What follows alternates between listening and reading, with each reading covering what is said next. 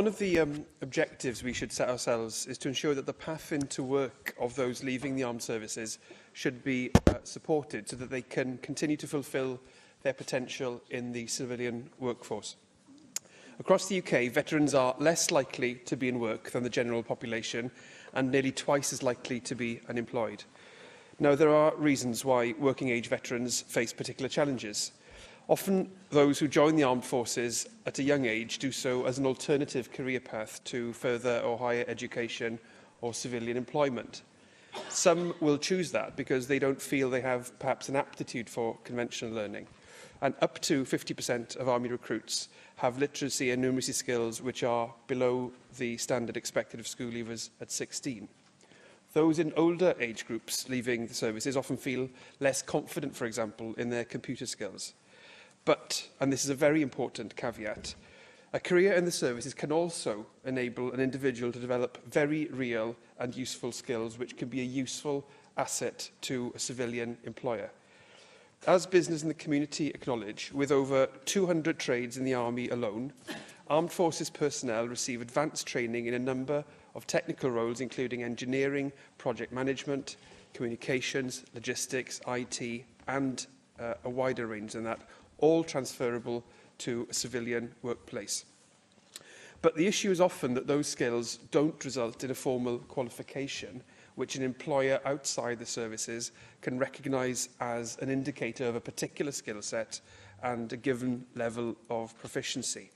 So one issue is how we translate those skills which are real into language that an employer would understand. As one veteran said, there's certain things you don't have a qualification for. For instance, being in charge of between 200 and 600 men, I've been in charge of pay documentation, passports, deployments, bombs, bullets, you name it. It didn't mean a thing because I don't have the qualifications. So I want to pay tribute to the many voluntary programmes which support ex-serving personnel with getting into work on discharge.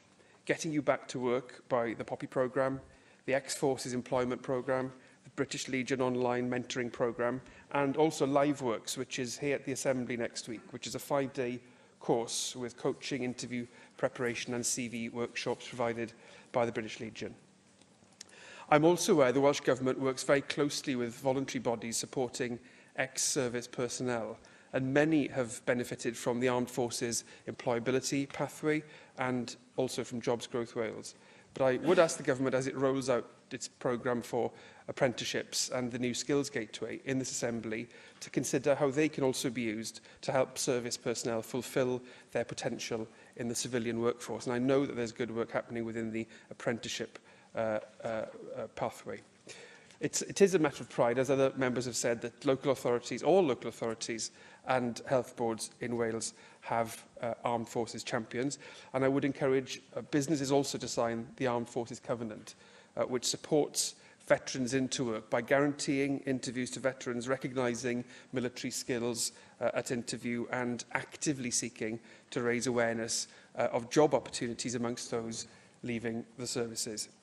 It is important in this week of remembrance that we acknowledge the dedication of our serving personnel and ex-serving personnel, and I believe it's our duty also to recognise the particular challenges many face in entering the world of work and to ensure they get the support they need in order to do so, so that they're able to carry into the world of civilian employment the commitment they've shown in the services, and so that the talents they bring are not lost to our economy.